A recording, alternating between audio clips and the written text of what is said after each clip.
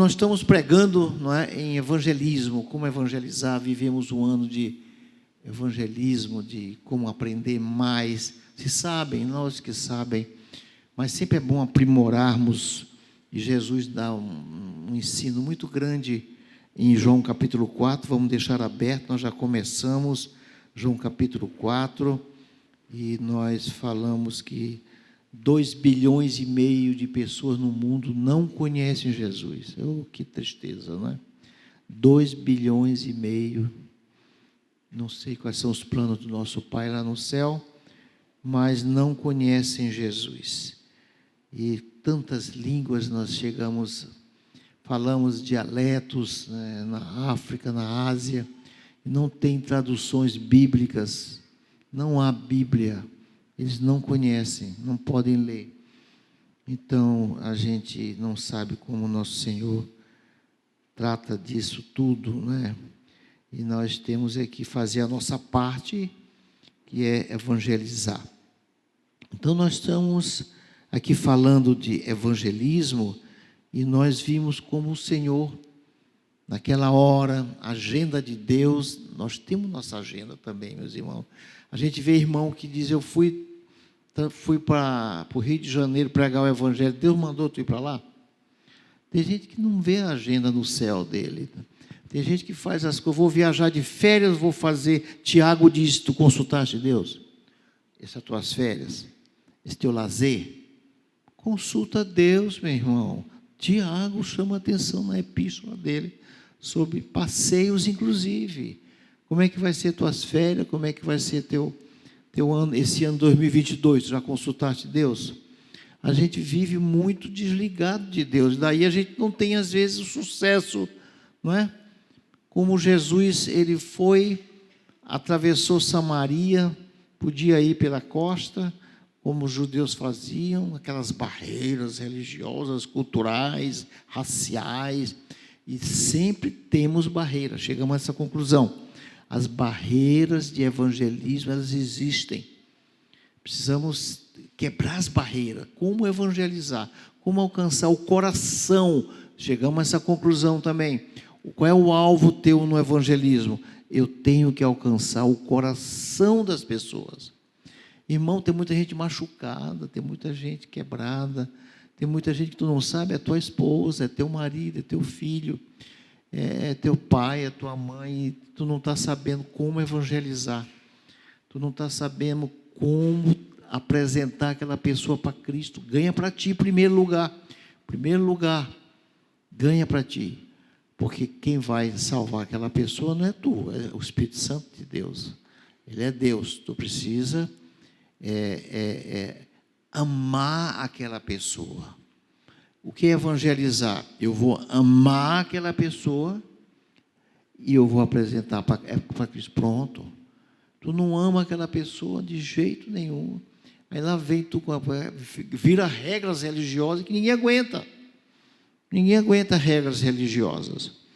Então, meus irmãos, nós chegamos a muitas conclusões na pregação. Está lá no YouTube, é bom vocês verem como Jesus procedeu. Aquela hora, meio-dia, ele estava sentado, esperando aquela mulher chegar ali naquele poço. Poço de Jacó, que ela colocou. Poço de Jacó. Repara, se você prestar atenção, o primeiro contato que ela tem com ele: como pode ser tu um judeu? Ele era um judeu. Aí depois ela coloca ele num ponto já mais alto. Ele vai falando, vai abrindo o coração dela. Tu és então como... Aí ela já, porque Jacó para eles era tudo, aquele poço era uma tradição, né? Como pode tu és igual ao nosso profeta Jacó? Ela já botou ele num pano mais alto. Aí depois ela vai, coloca num plano, ele vai ensinando ela, ganhando o coração, ela já vai dizendo: então quer dizer que tu és um profeta? Ó, subindo o conceito de Jesus para ela, foi subindo, de judeu agora já é um profeta. Quando ela sai para a cidade anunciar, já vai anunciando o Messias. Pronto, Salvador do mundo.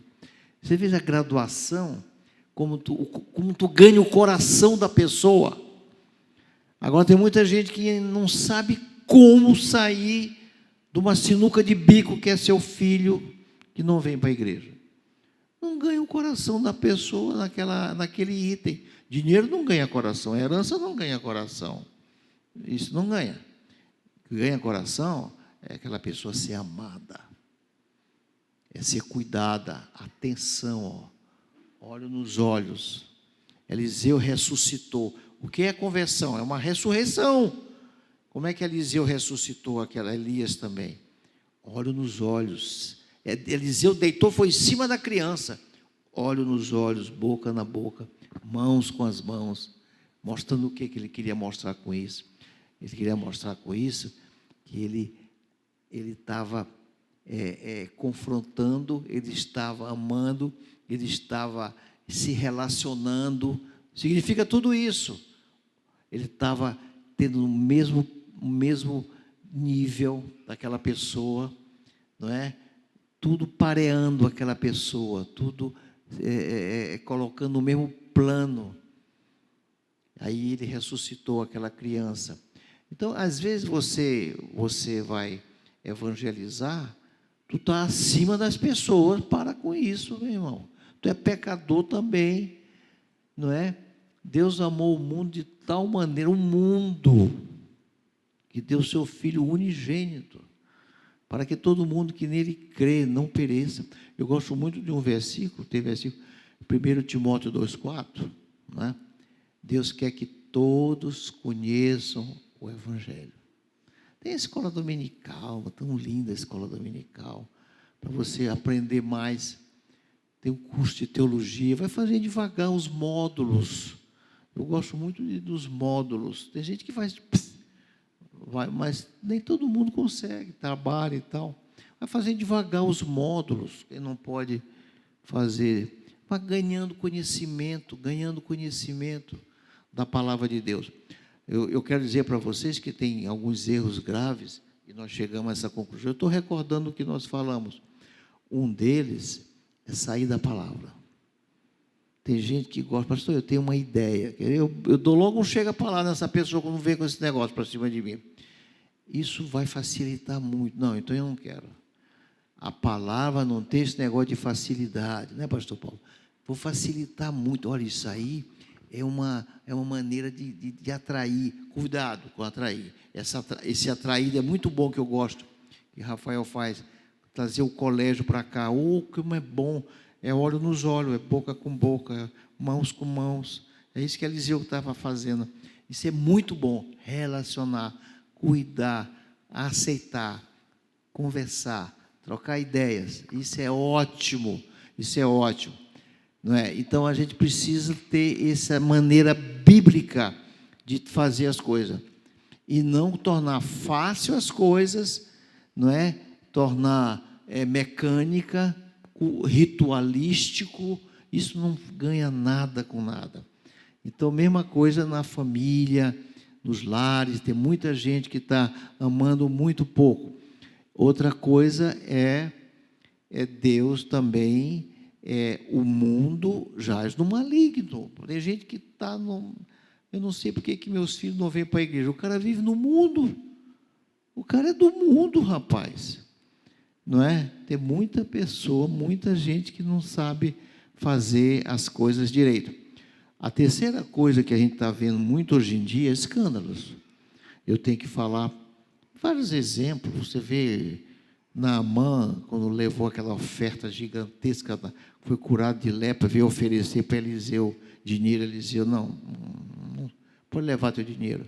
Geazi foi por trás e ficou leproso. Não é? E também a gente vê, por exemplo, Samaria, pegando o exemplo de Samaria, Filipe foi lá, evangelizou para a rainha, o homem que tomava conta dos tesouros da rainha dos etíopes de Candace. Aquele homem era muito famoso, e tomava conta de todo o tesouro da rainha. Filipe pediu o que para ele? O que Filipe pediu para ele?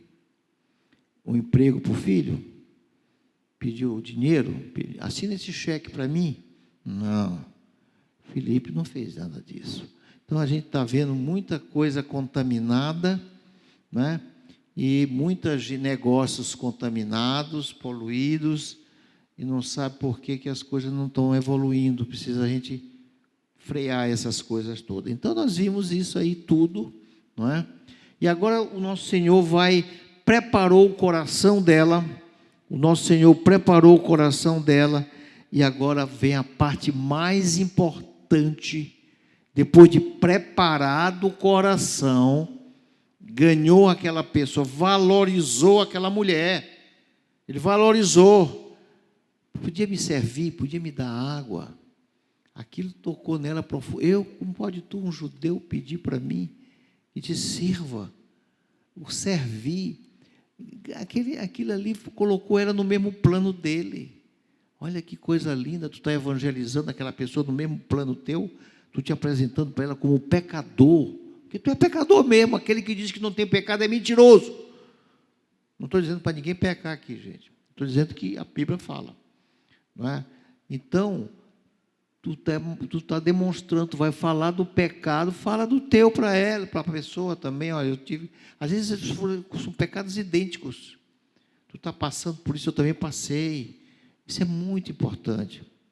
Então, o nosso Senhor aqui vai tocar no pecado dela. Cadê teu marido? Ele não veio apontando o pecado, ele veio disfarçando, uma maneira fácil, não é? Chama teu marido, eu quero conhecer teu marido, eu quero conhecer tua família. Olha que coisa muito bem, inteligentemente colocada, não é? Quero conhecer.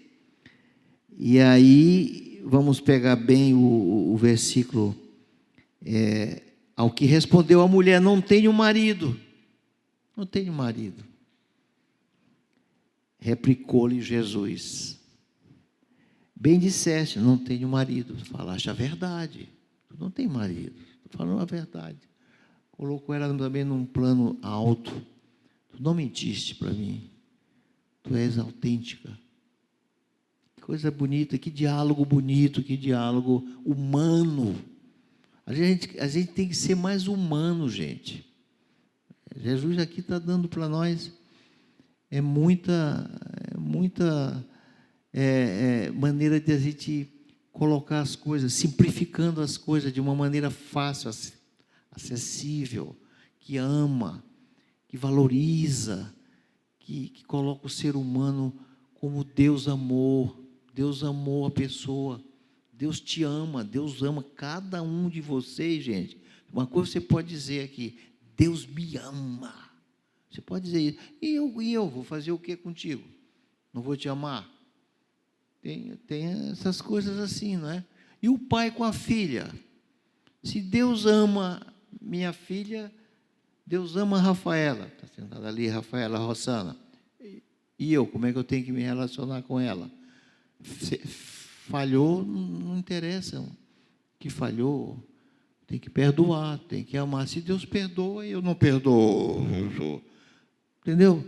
Tem umas coisas que na família, entre amizades, relacionamentos, no evangelismo, precisa a gente enfatizar. Então, a gente tem que ter estratégias, não é? Flexibilizar as coisas. A pessoa, se Jesus chegou para Nicodemo: tu tem que nascer de novo. Tu tem que nascer de novo. Como posso eu nascer de novo já velho?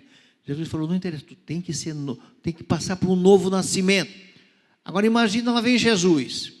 Está aquele homem, 38 anos no poço de Betesda, querendo ser curado. 38 anos, aquele homem doente, paralítico. Aí lá vem Jesus: tu quer nascer de novo? O que ele ia dizer? Eu nascer de novo para ficar aqui 38 anos? Nunca, eu não quero nascer de novo. Não era isso que ele ia dizer? Vai nascer de novo? Não era a pergunta que Jesus podia fazer para ele, a mesma pergunta que Jesus fez para Nicodemos. Não era a mesma pergunta que ele fez para a mulher samaritana. A mulher samaritana, ele disse: não, eu tenho água que tu vai, do teu interior vai fluir rios de água viva, fonte de água viva. A tua sede, que ela tinha, era sede de vida, de felicidade, de alegria, não tinha nada disso. Zaqueu, desce daí, Zaqueu. Uma outra coisa, se você prestar atenção, Jesus foi para cima da mulher, ele foi esperar ela meio-dia lá no poço. Deus vem atrás de ti. O homem nunca vem para Deus. Isso é um outro ponto que nós falamos, muito, muito importante. O homem, ele nunca vem para Deus. Se ele está aqui, se você está aqui, porque Deus foi atrás de ti. Deus foi em Samaria buscar aquela mulher. Zaqueu estava lá querendo saber quem é esse Jesus e tal, aquele corruptozinho, todo safadinho, né? Enganava todo mundo, passava todo mundo para trás e tal, acima de numa árvore. Lá vem Jesus atrás dele. Desce, Zaqueu, vou passar a noite na tua casa contigo. Então, é outro ponto importante também. Então, a palavra não pode ser flexibilizada. Você pode colocar, nós chegamos a essa conclusão na passagem, na pregação passada. O método tem que ser flexibilizado. O método, a maneira de cada ser humano, de cada pecado, de cada personalidade, grupo social, precisa ser flexibilizado. Então, Jesus aqui foi no pecado dela. Por que no pecado? Não há arrependimento, não há salvação se não houver, se a pessoa não tiver consciência do pecado. Então, muita gente nunca não é convertida. Por que meu filho não se converte? Porque ele não tem consciência do pecado. Ele não tem consciência do pecado.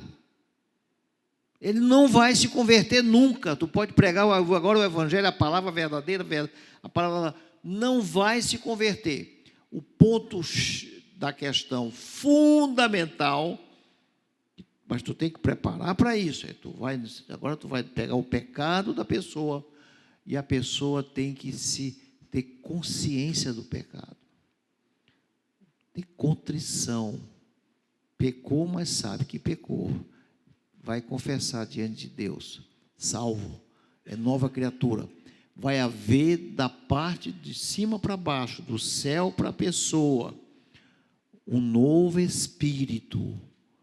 E agora ele vai ter consciência do pecado. Se não chegar aqui na consciência do pecado, não há regeneração. O Espírito Santo não vai trabalhar naquela pessoa. Não vai haver conversão. Não vai haver conversão. Então, um dos pontos chaves das pessoas que tu tem evangelizado é que eles não têm consciência do pecado. Às vezes, tem conhecimento da Bíblia profundo, mente cauterizada, não tem contrição com o pecado. Pastor, como é que fulano faz isso, hein, pastor? Ele é um pastor, ele é um pregador, não está salvo, não está salvo, não tem contrição, não tem arrependimento. Arrependimento é a porta do céu, arrependimento. Olha como Jesus fez com 97 anos de idade. Com 70 anos ele saiu dos pais de Isaac, Jacó. Aos 97 ele não tinha consciência do pecado. Não era salvo. Foi preciso ele ficar sozinho, vem um homem lutar com ele, e ele luta, e mais nada. Essa luta, Deus já estava com ele há quantos anos? Mais de 40 anos lutando para aquele homem ter consciência do pecado. Aí o Senhor diz: olha, como te chamas? Jacó. Há 40 anos atrás, o pai dele perguntou: como te chamas? Esaú. Como tu conseguiste essa caça tão rapidamente? Deus me ajudou. Mentiu demais, gente. Que mentira. Mentiroso. 40 anos depois, com 97 anos de idade. Como te chamas? Como te chamas? Agora ele disse: Jacó. Jacó significa mentiroso. Doravante serei chamado, teve consciência do pecado, serei chamado Israel.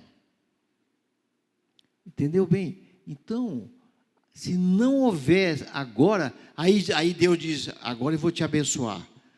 Não te largo se não me abençoar. E Deus abençoou. Agora, com 97 anos, ele recebeu rios de água viva.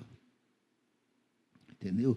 Então, meu alvo na minha casa, na minha vida, com quem eu estou trabalhando, com quem eu estou evangelizando, com a minha célula, está cheio de gente que não tem consciência do pecado. Qual é o problema? Não tem consciência do pecado. Prepara esse pessoal para escutar você falar do pecado da pessoa. Fala. Está na hora de falar, ou não está na hora de falar. Prepara mais o coração da pessoa. Ganha a confiança dessa pessoa. Se não tiver confiança, tem que ser abordado o pecado. Senão, não tem salvação. Não tem salvação. Não há salvação sem consciência do pecado. Então, meus irmãos, ela quando escuta isso, ela diz. Aí ela muda de assunto. Olha como o pecado, quanto pega no pé. Aí ela vai falar de teologia. Pô, ela diz, onde é que se deve adorar a Deus? Saiu do assunto. Quanto puxa. Mas Jesus foi lá. Quanto puxa, não é? Senhor, disse mulher, 5 maridos já tiveste. Aí ela reconheceu já, poxa, tu só pode ser profeta. Aí ela vai perguntar para Jesus, onde é o lugar da adoração? Onde é o lugar que se adora? Porque os samaritanos dizem que é aqui nesse monte. Um monte de realce, onde o primeiro sacrifício que Abraão fez foi naquele monte, em Gerizim. Foi ali que Moisés decretou bênção ou maldição. Êxodo, Deuteronômio, ou Números 27, Deuteronômio 27, 28. Bênção ou maldição. Ali tem uma história, sempre tem história. Ah, meu irmão, tu pega um versículo, tu quer adulterar esse versículo, tem história, isso tem uma história longa, para tu inventar a história. Ah, como é fácil pegar um versículo. O versículo tem que pegar ele e acompanhar ele na Bíblia. A revelação é progressiva. Aí que o curso de teologia é importante, gente. A escola dominical, ela prepara você, mas aí o curso de teologia vai te moldar para um plano superior. Tu pegar um versículo como da semente da mulher nascerá uma criança que vai pisar na cabeça da serpente e ela lhe ferirá. Como é que tu vai explicar isso? O que é isso aí? Aí tu vai acompanhar esse versículo, tu vai chegar lá, o nascimento de Jesus, lá em Belém, nasceu. Aí tu acompanha o versículo desde Gênesis, tu vai saber quem é. Senão tu vai dizer que é Maomé. Quem é essa criança que vai amassar a cabeça? É Maomé. Maomé. A mulher samaritana, para eles samaritanos, eles só acreditavam no Pentateuco. Então, quando eles leem lá esse profeta, que Moisés fala, vai nascer um profeta, que é falado lá em Deuteronômio 18, versículo 15 a 19, eles pensavam que era algum samaritano que fosse nascer, que era o Messias deles. Aí Jesus disse, vocês não entendem da palavra de Deus. Aí vem o erro de você não saber a palavra de Deus. Vocês falam que não sabem. Aí Jesus disse para ela, vocês sabem o que não sabem. Nós falamos o que sabemos, porque nós acreditamos toda a Bíblia. Nós não acreditamos só em 5 livros da Bíblia. Toda a Bíblia. Os evangelhos, os livros de São Paulo, os livros de Pedro, os livros dos profetas, toda a palavra de Deus tem que ser entendida, senão tu vai adulterar a palavra de Deus. É muito perigoso a gente pegar versículos do Velho Testamento. Eu vejo uma porção de gente pregando no Velho Testamento, pega 2 versículos e diz o que ele quer com aquele negócio. Ele não segue para ver onde é que isso aqui vai parar. Isso aqui vai parar ali, ó. Isso não está parado aqui, não. Avalie o livro de Eclesiastes, tu querendo parar só no que está escrito aqui, tu vai adulterar toda a Bíblia. Então é necessário a gente aprimorar o conhecimento da palavra, conhecer a verdade, e a verdade vos libertará, certo? A verdade vos libertará. Muito bem, então, meus irmãos, nosso pai adorava, vamos ler, entretanto dizeis que é em Jerusalém. Deus mandou que Davi construísse, não através dele, através de Salomão, um templo para ele habitar. O estrado dos pés de Deus estaria lá no lugar santo, santíssimo.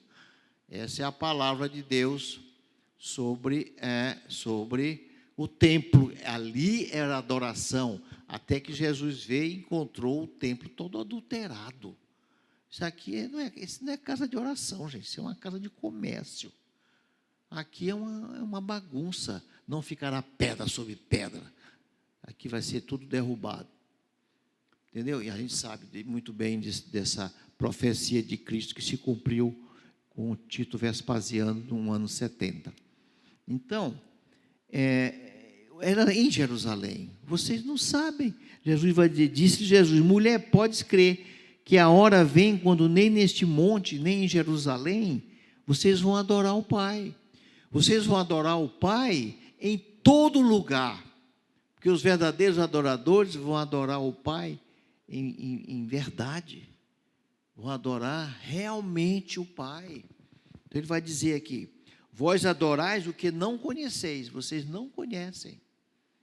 Vocês não sabem, não conhecem a Bíblia, não têm conhecimento profundo da palavra de Deus. Nós adoramos o que nós sabemos, o que nós conhecemos, porque a salvação vem dos judeus, a salvação vinha dele. Depois ele vai se anunciar, ele vai dizer, eu sou o Messias. Ele está preparando ela para o que ele vai dizer. Então, nós adoramos o que conhecemos, porque a salvação vem dos judeus. Vem a hora, e já chegou, em que os verdadeiros adoradores adorarão o Pai em espírito e em verdade. Isso aqui é uma coisa interessante, gente, que eu queria explicar para vocês. Quando se fala, vocês vão adorar em espírito, muita gente pensa que é esse espírito que tu tem dentro de ti, que eu tenho dentro de mim. Não, não é isso não. O espírito é esse espírito que está dentro de ti, dentro de mim, essa palavra espírito que está dentro da pessoa, corpo, alma, espírito. Não, não é isso não. Esse adorar em espírito, se você for lá na sombra, que é o Velho Testamento, adorar em espírito é adorar, é o Criador, é a criação, é a luz do mundo, é o amor. Adorar em espírito é invisível à luz humana. Essa palavra, a tradução, ela vem de uma maneira que a gente pensa que ele está falando que é espírito igual ao nosso. Não, não é isso não. O De Carson explica muito bem sobre esse espírito, adorar. Eu até anotei algumas coisas aqui que eu achei muito interessante a gente entender bem. Quando Deus fala Deus é espírito, ele está falando Deus é inatingível, é invisível, é incorpóreo. Depois ele se tornou carne. Olha só, lá no Velho Testamento já dizia que ele era incorpóreo, mas depois ele se encarnou. João capítulo 1, Deus se fez carne, eu e o Pai somos um. Agora ele também se fez carne. Você vê como é lindo, é diferente. Então, da mesma forma que Deus é luz e amor, ele é espírito. Dessa maneira, é o que ele quer dizer. Não quer dizer que ele é um espírito como eu tenho um espírito. Não é isso não. Ele é amor, ele é revelação, não é? Ele é inatingível. Ele se tornou a autorrevelação bondosa em Cristo Jesus. O Verbo se fez carne. Então, ele é espírito e ele é verdadeiro. O que é verdadeiro? É a verdade nossa? Não, é a palavra de Deus. Quando está falando Deus em espírito e em verdade, ele está dizendo essas coisas que eu estou falando para vocês. E, em verdade, ele é dentro da palavra de Deus. Não sai da palavra de Deus. Não saia da palavra de Deus. Então, uma das coisas de vamos fazer isso, porque isso atrai gente. Cuidado com essas porcarias, que isso é porcaria. Não vai converter ninguém. Isso não vai converter ninguém. Então, você tem que ver que estratégia é essa que tu quer usar. Porque ela é flexível. Mas como é que tu vai fazer com esse caminho mais curto, às vezes? Rapaz, isso aqui é uma estratégia boa. Não é, isso é mentira. Com os filhos, você usa em casa uma estratégia mentirosa. Cuidado que não pode sair da palavra. Às vezes você está usando coisas mentirosas dentro de casa, dentro da família, estratégia errada, herança, dinheiro, seja o que for, seja o que for. Olha a estratégia certa que ele está vendo. Não vai haver sensibilização de pecado. Cuidado. Então, isso é uma falha muito grande que nós temos quando nós estamos evangelizando. E por que na casa, na família, você não é Olha, um grande teólogo, eu li isso recente, eu me espantei quando eu li, o Dwight Moody, grande teólogo, criador de hospitais, de escola, colégios, de tanta coisa que esse homem fez, asilos nos Estados Unidos. Sabe qual é o percentual de crente que ganha alma para Cristo, que já ganhou uma alma para Cristo? Você sabe qual é o percentual? Eu me espantei. 5%. 5% dos crentes já ganharam alma para Cristo. 95% nunca ganhou ninguém para Jesus. Que isso? Eu me espantei quando eu li. Eu me espantei. Sinceramente, eu fiquei espantado. Será que mudou? Será que mudou? Será que as coisas estão... Eu acho que não mudou. Eu acho que deve continuar a mesma coisa. Então, o erro está muito na veracidade da palavra de Deus, que ela não pode ser adulterada, a palavra de Deus. Olha o Salmo 119, então, ponta a ponta, né? Salmo 119, quem quiser ler, Salmo 119, ele é a verdade, ele é a vida. Então, é muito importante, não é? Então, os verdadeiros adoradores vão adorar verdadeiramente com a palavra e vivendo o que está falando, vivendo o que está pregando. E outra coisa, o mundo jaz no maligno. 1 João 5,19. Nós não somos do mundo. Tem muita gente que é do mundo, gente. Está na igreja, não sai da igreja, mas está fazendo tudo que o mundo faz. Está fazendo tudo que o cara do mundo está fazendo. Recebendo propina, recebendo dinheiro, negociar, está tirando proveito pessoal. E isso está acontecendo hoje, cada dia mais. Esse exemplo que nós estamos dando. Os escândalos.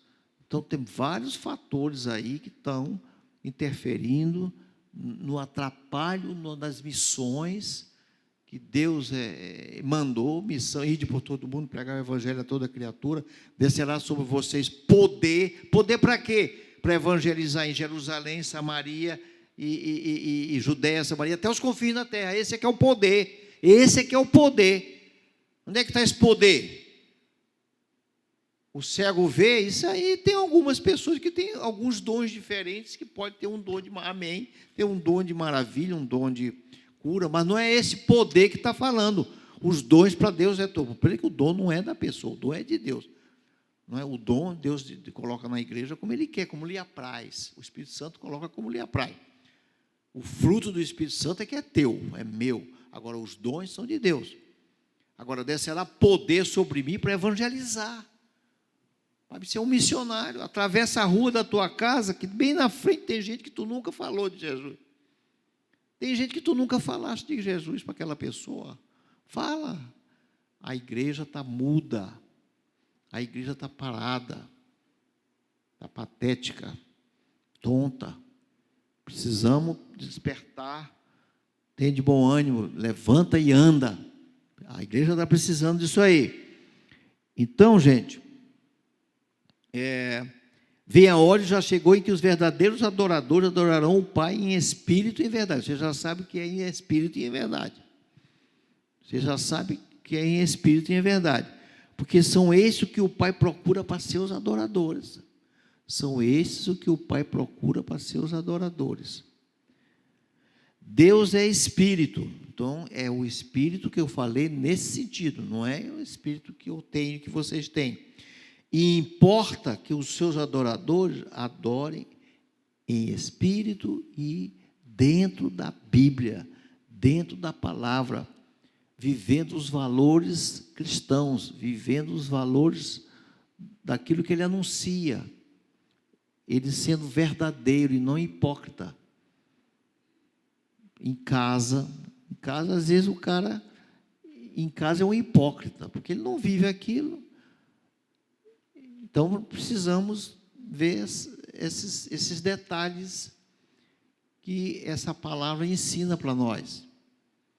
Então, por isso é que a mulher ficou, não é, encantada. Ela ficou encantada, que ela viu os valores de Cristo.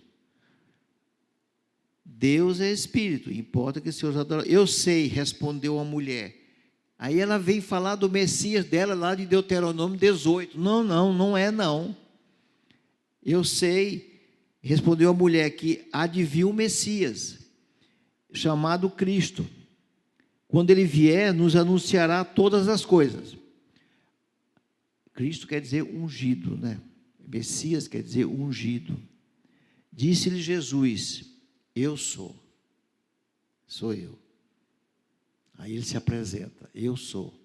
Repara que ele vai dizer lá em Samaria que ele foi aceito. Ele vai dizer lá em Jerusalém, para os doutores da lei, foi horrível. Ele desce e vai dizer lá na cidade dele, quiseram jogar ele lá de cima, apedrejá-lo. Quando ele se anunciou, Isaías 61, Deus me ungiu para isso. Aí ele vai lá em Samaria, todos aceitam. Entenda. Estão entendendo bem? Os judeus não aceitaram, mas os samaritanos, um povo sincrético, não é? E misto, aceitaram. Gentios, eles eram meio gentios, meio judeus. Aí Jesus disse: eu sou. Essa expressão eu sou, está lá desde Moisés. Eu sou, eu sou. Vocês vão encontrar o eu sou na Bíblia demais. Só no Evangelho de João tem 19 vezes ele dizendo eu sou.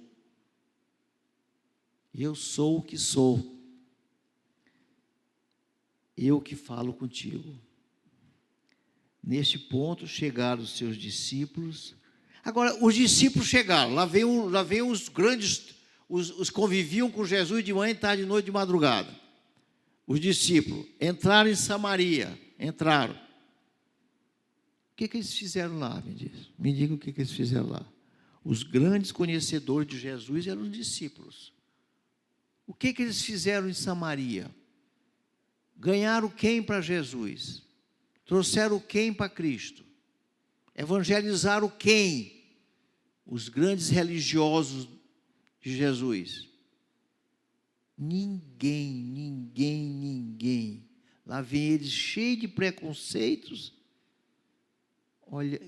Olharam, não tiveram coragem de dizer nada. Ele conversando sozinho com uma mulher prostituta, que era um pecado terrível conversar com uma prostituta, com uma mulher samaritana, cheio de preconceito, ficaram alarmados quando olharam, mas não disseram nada. Então, o que eles fizeram para Jesus, conhecedores de Jesus, o que eles fizeram? Abriram a boca no mercado, quando foram comprar comida para trazer para eles almoçarem, nos supermercados? Falaram para quem da salvação? Falaram para quem no dom da graça? Para quem que eles falaram? Para ninguém. Mas a mulher samaritana, neste ponto chegaram os seus discípulos e se admiraram de que ele estivesse falando com uma mulher. Olha o preconceito. Cheio de preconceitos. Religiosos, às vezes, estão cheios de preconceitos. Às vezes você, que conhece um pouco, está cheio de preconceito. Às vezes você, porque tem mais dinheiro, é cheio de preconceitos. Às vezes você, porque tem cargos, é cheio de preconceitos. Cheio de preconceitos com os familiares.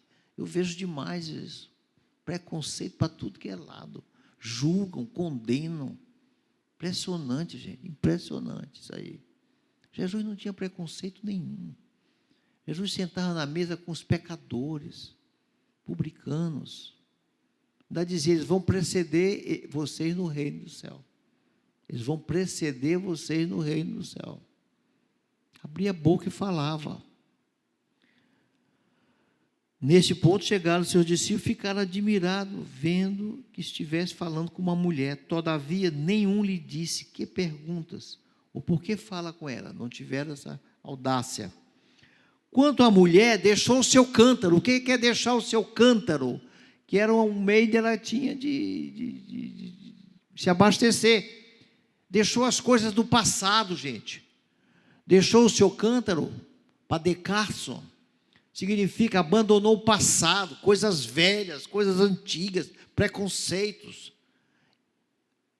E entrou na cidade, falando que meu pecado, ele sabe tudo sobre minha vida. Acabou o preconceito. Bebeu da água da vida. Fez como Jacó, aos 97. Teve consciência do pecado. Saiu falando do pecado dela na cidade. Entrou na cidade, alarmou a cidade. Falando os seus erros. E anunciando. O que ela vai dizer? Quanto a mulher, deixou o seu cântaro, foi à cidade e disse àqueles homens da cidade: vinde comigo e vede. Ela foi pregando a palavra. Um homem que me disse tudo quanto tenho feito. Falou toda a minha vida de pecaminosa. Não teve mais medo, não. Não escondeu mais nada. Debaixo dos panos, seus pecados, seus erros, mentiras, hipocrisias, falsidades. Destampou a tampa do pecado. Será este, porventura, o Cristo? Saíram, pois, da cidade e vieram ter com ele. Creram nela. Como é que uma mulher totalmente desacreditada?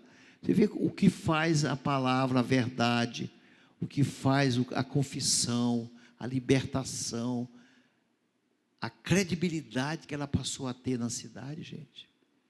Aquela pessoa desacreditada, aquela pessoa tímida, temerosa, que meio-dia ia escondido buscar aguinha, para ninguém ver, para ninguém jogar pilhera para ela, desdenhar, fechar as portas. Uma mulher inferior, uma mulher com pecado sexual, que naquela época tinha que ser apedrejada. Uma mulher totalmente abaixo da média de tudo que você possa imaginar. Agora era uma mulher audaciosa, corajosa, evangelista, pregadora da palavra, se tornou uma grande missionária. Por que Filipe aconteceu em Atos capítulo 8? Grandes milagres aconteceram em Samaria. Pedro e João foram olhar, o que está acontecendo? Filipe fazendo milagres em Samaria. Aquela mulher plantou. Por que aconteceu de tanta conversão, tantos milagres, lá em Atos capítulo 8, com Filipe sendo ceifeiro, uns plantam, outros regam, a Bíblia fala que é claro, isso é muito claro, uns plantam, outros regam, outros ceifam, um só é o que recebe, é o Pai, mas uns estão plantando, outros estão regando, outros estão colhendo, o prêmio é para todos, a honra é dele, A Cristo toda a glória. Ela plantou. E se você quiser ser mais Decarso, né? Decarso nessa parte do livro de João é excelente. É o melhor que eu já vi. João Batista vivia ali pregando. João Batista. Muita gente diz, João Batista nunca ganhou alma para ninguém. João Batista nunca... Meu irmão, estuda mais. Estuda mais. João Batista era a área de João Batista e dos seus discípulos. Siquém, Sicá, aquela região. Estava plantando, olha o plantio. João Batista, Jesus, a mulher samaritana, Filipe. Grande colheita. Amém, meus irmãos? Vamos cantar uma música agora para terminar o nosso culto. Deus abençoe vocês, que vocês sejam evangelisticamente como uma mulher samaritana. Ela ficou para a história. Ninguém ficou naquela cidade para a história, ficou uma mulher samaritana. Por quê? Porque ela era uma missionária. Missões. Nada se compara em você ser um missionário. Nada. Você quer ter autoconceito com Deus, seja um missionário. Muita gente não está sendo missionário. Pode ser e não está sendo missionário. Amém, meus irmãos? Que Deus abençoe vocês, em nome de Jesus. E vamos cantar uma música. As ordens.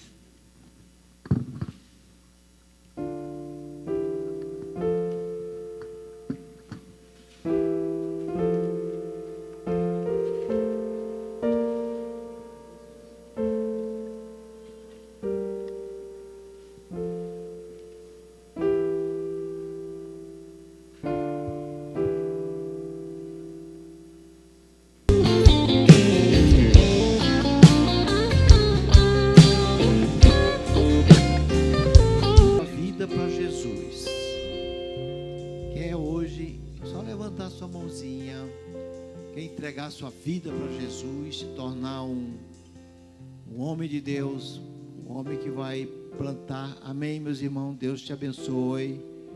Deus te abençoe. Alguém mais? Olha, veja o rapaz, precisa de célula. Alguém mais não entregou sua vida para Jesus, quer plantar esse evangelho na casa, na família. Tem gente com sede, tem gente bebendo água. Não a água da vida, bebendo a água que vai ter sede.